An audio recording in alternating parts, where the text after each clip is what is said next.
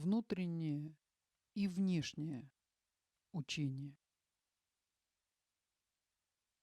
Возлюбленный Иисус, 25 июня 2008 года.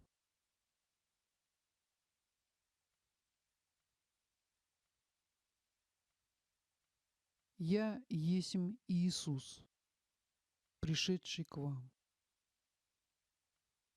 Я пришел, как и прошлый раз, для того, чтобы дать определенные наставления, которые, надеюсь, будут полезны для ваших душ.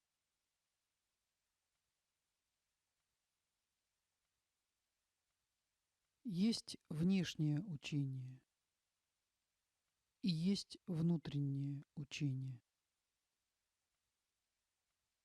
Вы знаете об этом или, возможно, слышали? В чем разница и в чем отличие?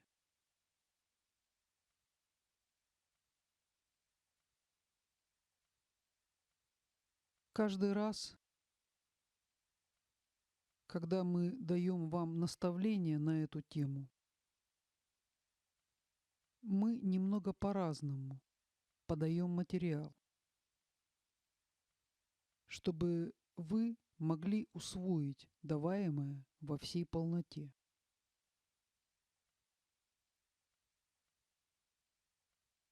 Вы знаете, что когда я находился в воплощении 2000 лет назад, то я давал свое учение многим людям. Было ли это учение внешним или внутренним? Для того, чтобы ответить на этот вопрос, давайте порассуждаем вместе.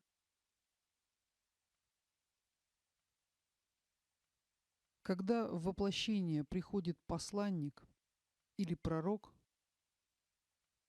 то он приходит с определенной целью или миссией.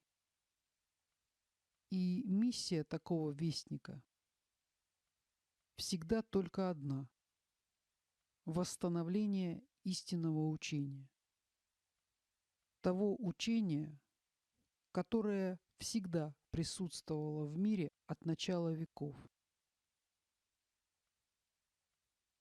но которое было забыто многие тысячелетия назад. Вы нуждаетесь в обновлении знания. Поэтому и сегодня мы приходим, чтобы дать вам обновленное знание.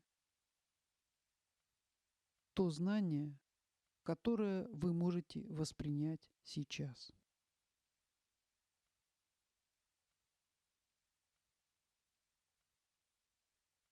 Еще совсем недавно, когда я находился в воплощении, и значительно позже этого времени, если бы появился человек, который нес учение, которое мы широко даем сейчас, то он не смог бы проповедовать так широко и открыто. По той простой причине, что существовали многие ограничения, которые присущи всем религиям мира. Каждая религия представляет собой свод определенных догм и правил. И вы, наверное, догадываетесь, что большинство из этих догм и правил были даны не мной или другими основателями религий, а появились значительно позже и были привнесены отцами церкви. Потому что каждый человек в силу своего мировоззрения и общей культуры желает наставить других наилучшим образом. Но тогда, когда этот человек не говорит от имени Бога, а в нем говорит его плотский ум, то и результат его усилий становится порой прямо противоположен тому результату, который вознесенные сонмы желают увидеть проявленным среди людей. А именно, каждый стремится найти за всеми реально существующими таинствами то, что можно было бы объяснить человеческим умом. А то, что не поддается никакому объяснению, либо замалчивается, либо провозглашается как Божье чудо. И тогда, когда многие поколения людей повторяют и передают из уст в уста о том чуде, которое было многие сотни и тысячи лет назад, то возникает стереотип или догма, которая существует уже независимо от сознания тех людей, которые приобщились к той или иной религии или церкви.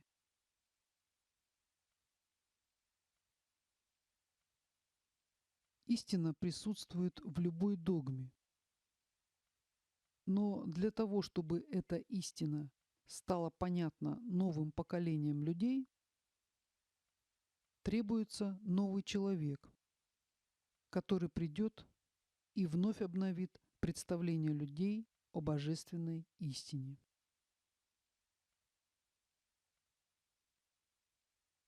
Так было всегда. И это похоже на то, как вы роете колодец и берете из него воду. Вы привыкаете пить воду из этого колодца, потому что больше вам брать воду неоткуда. И даже тогда, когда со временем вода становится затхлой, вы миритесь с этим состоянием воды, потому что не умеете открыть новый источник. И вот приходит новый человек, который отрывает новый колодец. И вы с опаской пробуете из него воду, потому что понимаете, что вода бывает разная, и водой можно даже отравиться. И проходит значительное время, когда все жители привыкают к новому колодцу и начинают брать из него воду.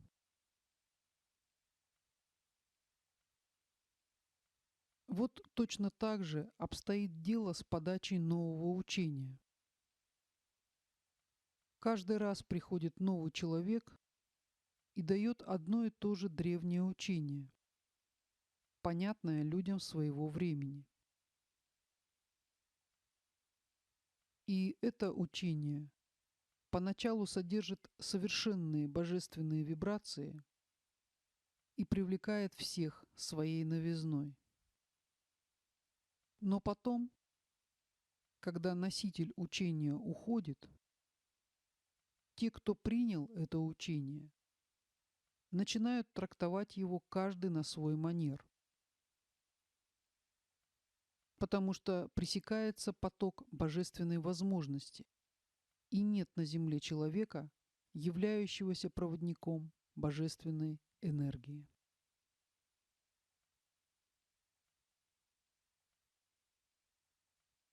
Каждый раз дается одно и то же учение, и суть этого учения проста и ясна даже младенцу.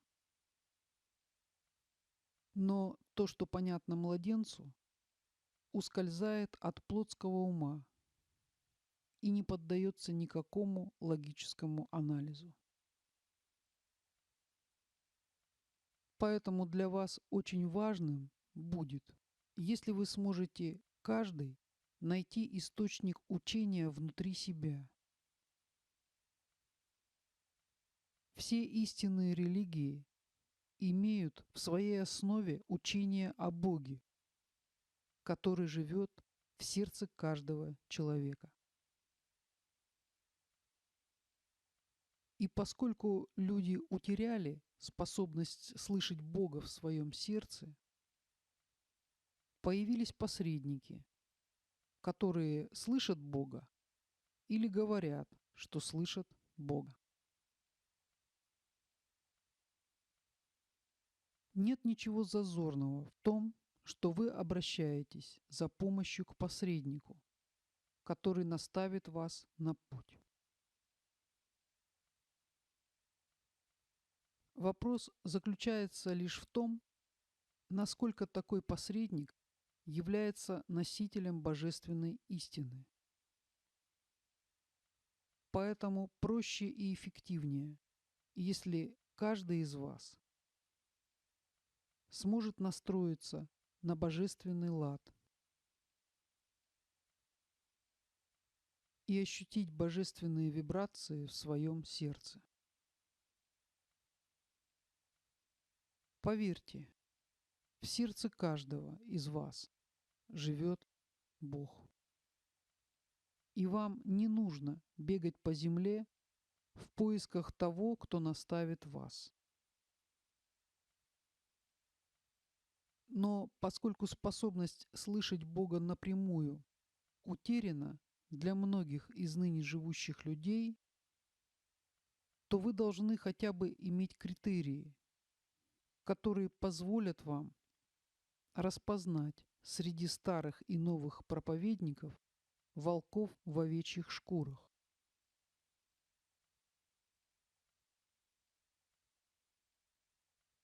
Там, где присутствует Бог, нет места сплетням и пересудам.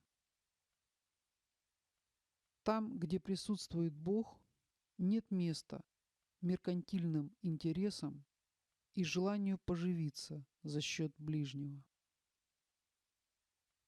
Там, где присутствует Бог, есть только даяние. Вам дают, дают и дают пить божественный нектар и не требуют у вас ничего взамен.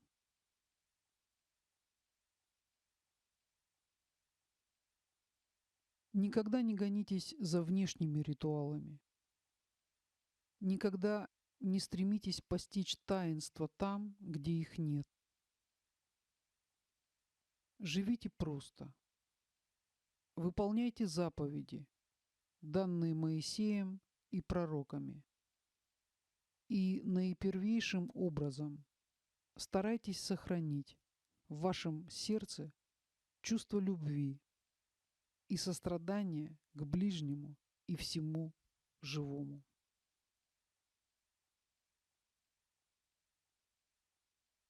То, как вы относитесь к каждой частице жизни, то, как вы относитесь к любому божественному проявлению, будет отличать истинно верующего человека от лицемера, который прикрывается именем Бога, но не имеет Бога в своем сердце. Я давал вам заповедь: любите друг друга. И я пришел для того, чтобы сказать вам, что тогда, когда любовь живет в вашем сердце, вам не нужно никакого проповедника вовне вас. Вам не нужно тратить время на поиски Бога вовне себя, потому что у вас есть любовь. И, следовательно, вы пребываете в Боге, потому что Бог и есть любовь. Я приходил к вам этим днем, чтобы дать вам представление о внутреннем учении, которое пребывает в ваших сердцах и которое есть любовь.